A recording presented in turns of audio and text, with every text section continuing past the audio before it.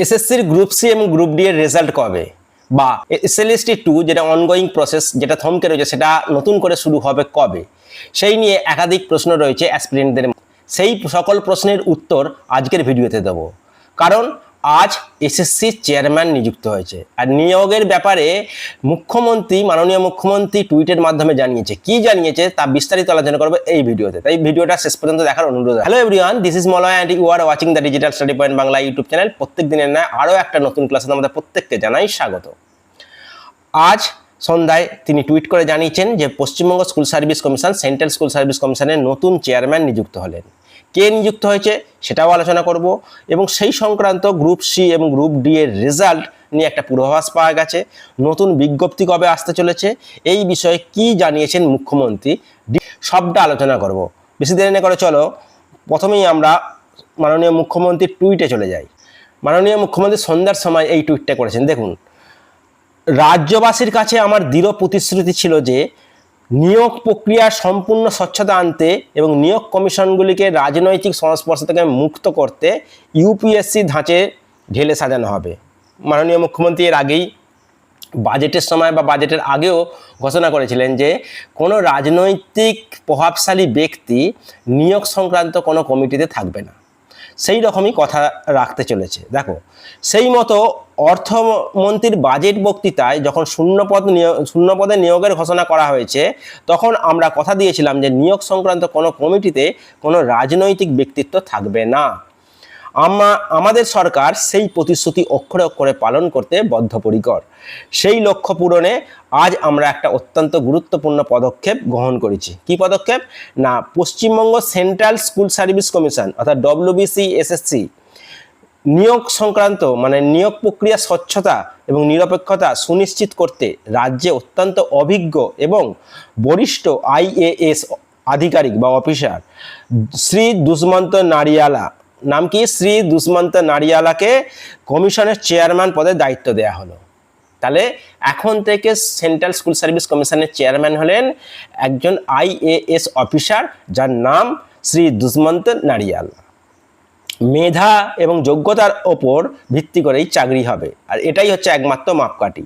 তাই অতীতের দুর্নীতিগ্রস্ত সরকারের আমলে যা অন্যায় হয়েছে বা প্রাতিষ্ঠানিক দুর্নীতির যে দৃষ্টান্ত স্থাপিত হয়েছে, তার কোনো স্থান এই নতুন পশ্চিমবঙ্গে নেই।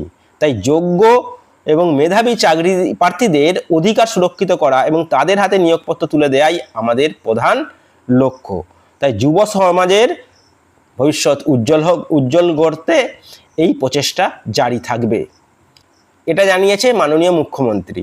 তার মানে এ থেকে বোঝা যাচ্ছে যে আজ থেকে দায়িত্বভার গ্রহণ করলেন নতুন চেয়ারম্যান, আর চেয়ারম্যান দায়িত্বভার গ্রহণ করার পর তার সমস্ত কিছুটা বুঝে নিতে মোটামুটিভাবে 1 মাস টাইম লাগবেই। তাই গ্রুপ সিডি এর রেজাল্ট মোটামুটি তোমরা ধরে রাখতে পারো খুব শীঘ্রই আসছে, সেটা হচ্ছে আগস্টের প্রথম সপ্তাহে, আগস্টের ফার্স্ট উইক থেকে সেকেন্ড উইকের মধ্যেই তোমরা অবশ্যই এই গ্রুপ সিডি এর রেজাল্ট পেয়ে যাবে। আর গ্রুপ সিডি এর রেজাল্টের ক্ষেত্রে দুটো বাধা ছিল। এক হচ্ছে স্থায়ী চেয়ারম্যানের অভাব, দুই হচ্ছে তোমাদের ওবিসি কেস। আর ওবিসি কেসটা তো কোর্টে বিচারাধীন, সেটা রায়ের ওপর নির্ভর করবে। তবে নোটিফিকেশানের সময় যেহেতু 17% রিজার্ভেশনে এটা নোটিফিকেশানটা জারি হয়েছিল, তাই সেই পুরানো রিজার্ভেশন নিয়ম অনুসারেই এই নোটিফিকেশান পুরানো রিজার্ভেশন রুলস অনুসারেই এই নিয়োগটা সম্পন্ন হবে। তাই তোমরা নিশ্চিন্তে থাকতে পারো যে আগস্টের দ্বিতীয় সপ্তাহের মধ্যেই, প্রথম থেকে দ্বিতীয় সপ্তাহের মধ্যেই গ্রুপ সিডি এর রেজাল্ট পাবে। আর রেজাল্ট বেরোনোর পরই ভেরিফিকেশান দ্রুত হয়ে ইন্টারভিউ প্রক্রিয়া খুব তাড়াতাড়ি কমপ্লিট হয়ে যাবে। সেপ্টেম্বরের মধ্যে তোমরা এই প্রসেসটা সম্পন্ন হতে দেখবে, কারণ রাজ্য সরকার চাইছে নতুন বিজ্ঞপ্তি, নতুনভাবে শিক্ষক নিয়োগ করতে। আর পুরানো যে শিক্ষক নিয়োগ চলছে অর্থাৎ অনগোয়িং প্রসেস, সেটাও কিন্তু শুরু হবে আগস্ট মাসের প্রথম সপ্তাহ থেকেই। জুলাইয়ের মধ্যে কোনো কিছু প্রক্রিয়া শুরু হবে না। প্রক্রিয়া শুরু হতে হতে জুলাইয়ের শেষ দিক থেকে আগস্টের প্রথম সপ্তাহে চলে যাবে। তারপরেই 9-10 ভেরিফিকেশান এবং ইন্টারভিউ প্রক্রিয়াটা কমপ্লিট হবে। নতুন SLST অর্থাৎ যেটাকে আমরা বলছি SLST 3, এই SLST 3 নোটিফিকেশান কখন আসতে চলেছে? এই বছর ডিসেম্বর মাসের শেষ দিকে তোমরা এই SLST 3 নোটিফিকেশান তোমরা পাবে। SLST 3 নোটিফিকেশান ডিসেম্বরের মধ্যেই তোমরা পাচ্ছ। আর তার আগে এসএসসির তরফ থেকে একটা নোটিফিকেশান আসবে upper primary TET. Upper primary টেটের নতুন নোটিফিকেশান আসতে চলেছে, সেটা অবশ্যই পুজোর মধ্যেই আসতে চলেছে। তোমরা সেপ্টেম্বরের